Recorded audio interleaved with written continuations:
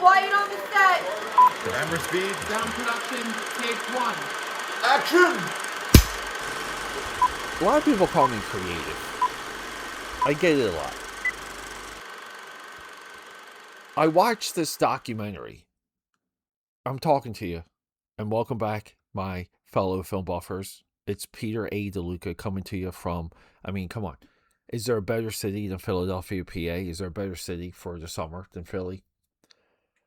We're past this heat wave.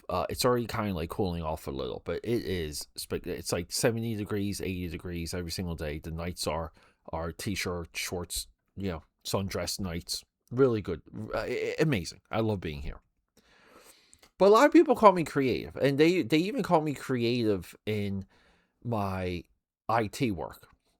It's like a creative solution or creative approach to a problem, and there's a lot of politics in the type of work I do. But you need like a level of creativity. I stand by that.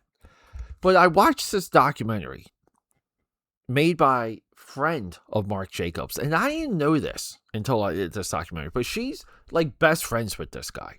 So she's making a documentary about her friend, Marc Jacobs. This movie is released by A24. Sofia Coppola, we know her through Virgin Suicides, Marie Antoinette. Does she do Palo Alto? Maybe? Based on the James Franco book? Did James Franco write Palo Alto? The book? That's a whole other thread. Side note, go to James Franco's TikTok where he is claiming to have an alien locked in a barn or a shed. That's what James Franco's up to. So I watched this documentary and I just realized, in the first couple minutes, Marc Jacobs is going through this fabric, these swatches. And it's one's too heavy, one's too light. He wants one to be thinner, but no texture. And we just see piles of this stuff. And some of it's like laid out for him to go through it. He always has a assistant or two with him. And this other assistant comes up, they cut to one thing, they cut back. And she's talking about the type of stitching, the type of seam, the type of fabric, and he just takes it in and fires back what he has to move things forward. And this is just all calm. It's calm, it's collected. There's like none of this pressure you would imagine. And you see a level of creativity in this guy, in just his posture and how he vocalizes large volumes of information very quickly, and it just comes out of him. It seems like a hand. It seems divine. And I realize that I'm not creative. I'm just an effing worker. I just work. I do a lot for this podcast, right? Side note, AKAPADers, we're up almost 200% right now on Spotify. How about that? If that doesn't get your jollies going. This documentary is best paired with another documentary, Marc Jacobs and Louis Vuitton, 2007. It's on YouTube. It's also on Amazon Prime. It's also on Tubi. You can watch it for free. It opens with him dressed as a pigeon for a New Year's Eve party that he needs to arrive via U-Haul truck because there's no other way to transport him in this costume. That's the opening of the 2007 documentary. And there he is, creative director of Louis Vuitton. The thumbnail or the poster or the artwork for this documentary, it's a white background. It's a splash of color, slightly different fonts for the typeface. But it harkens back to what Marc Jacobs was able to do with Louis Vuitton, where he was able to inject a level of urban, street, color, and texture, and collaborations along the way. He completely recontextualizes the ready-to-wear part, feature, or a segment of that company, and it crossed over to some of the handbags. And this stuff, I remember when a lot of this stuff was out there. It was awesome if you saw a girl with a Marc Jacobs Louis Vuitton bag. And then everyone copied it. I know Coach copied it. I know even a lot of the street brands here in Philly. And around 2007, Philly had a much stronger grassroots clothing brand, entrepreneurial. Like you would go into a lot of these shops and they would have 5 or 6 lines from just, people designing things, making things. A lot of the schools were open in Philly at the time. But you would be able to find like new things. And I saw the influence that his Louis Vuitton work had on students in real time. It was really good, like just great to be around it, great education. And in this documentary, we learn about Sofia Coppola and how she was friends with him, hovered around him.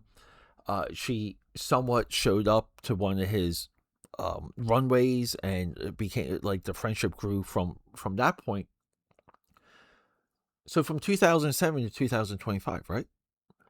We get a sequel to this 2007 documentary. Now, it's not billed as a sequel. It's not labeled as. They don't mention it. They do mention his Louis Vuitton work, but it's somewhat indirectly. They reference it in this documentary more through some of his collaborations and some of the stuff he did with Pharrell Williams. We do love Pharrell. But Sofia Coppola is able to reach into a little bit of the mind, the heart, and the future of her friend here. And I do like this. So Marc Jacobs in New York, I think it's on Bleecker Street. He has a bookstore called Bookmark. I think he's got like 3 of them. I think it's like New York, LA, and Paris. Where else would you want to have bookstores? And in these segments, he's speaking with younger talent and students, and they're trying to get these like heavy questions and intelligent answers like out of them, right? That's what you want as a student. Sometimes like he's nonchalant, and sometimes it's, well, it wasn't quite that, or that happened by accident. You always get this when you meet your heroes, where like you're hyper focused on something, and their response is, I don't know, that was just a Tuesday. I had to do something, and you're just like, oh my god, like.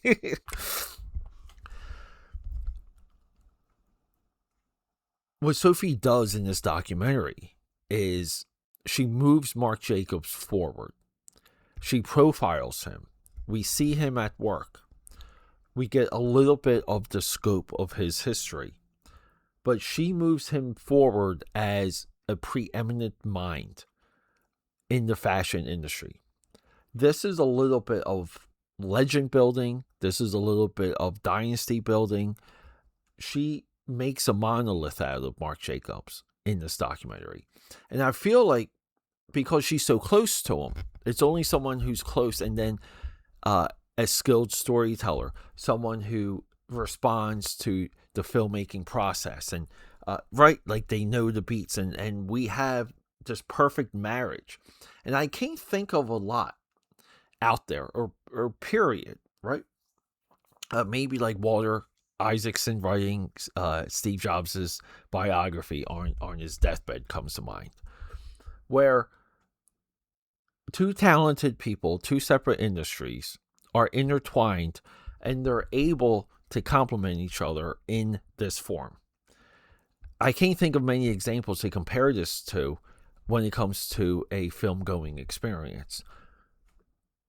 I was delighted when this popped up on HBO Max, because when I first watched this documentary, I rented it as soon as it became available on Amazon Prime. I think it might have been $29. I didn't want to spend the $29, but I think I was able to rent it for $10. And I didn't like this documentary. It wasn't deep enough. I just thought it was a little bit too quick. Not a lot of takeaways. I didn't like how he came off. And then I go back and I watch this 2007 documentary. And I'm like, why can't Sofia Coppola make a documentary like we had in the 2007, which I believe might have been for like French television. It might have just they might have just made this documentary and aired it overseas. And there's a little bit of time goes by, right? We get here in Philly, we get a deadly winter. We get one of the coldest winters, and then we get one of the hottest summers, right? But it comes back on HBO Max. I wait a little bit. I re-engage, and I'm able to.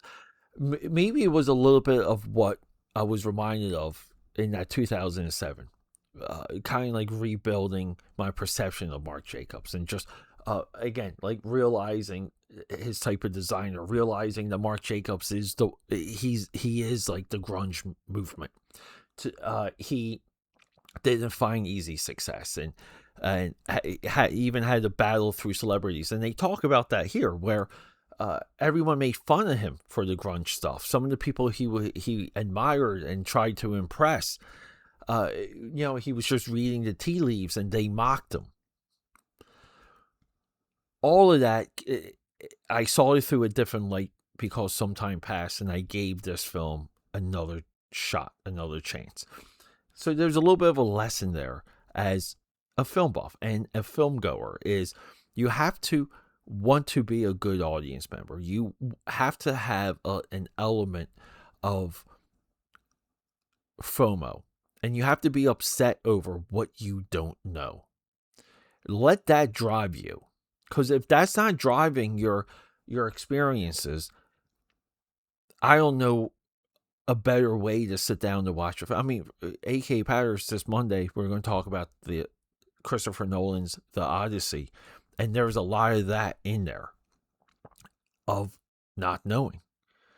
And you have to embrace what you don't know, and you should be a little pissed off about it. I'm happy I gave this film a second shot, because the second time I saw it, to me, I'm like, wow, like this is a great portrait of this guy. All right, AKAPADers. Marc by Sofia. A great documentary available right now on HBO Max. Rock and roll. Roll sound. Rolling. Sound production, Let take me 2. cut in. Sorry, AKAPADers. I know it's such a hot, passionate episode, but I'm breaking the flow real quick just to remind you guys. If you want to support me, one of the best, easiest, and free ways to do it, leave a comment. Give me a like. I know there's someone out there that you know that loves film as much as I do, that love the film industry as much as I. Show this to them. Comments, likes, and reviews, positive or negative, it doesn't matter. We need to increase our reach, and to do that requires your involvement in everything that I do. We're linked. We're forever bound. You're the membrane, I'm the muscle. So guys, let's just do it. One review. Do you have it in you? Okay, back to the show. Okay, that's a wrap.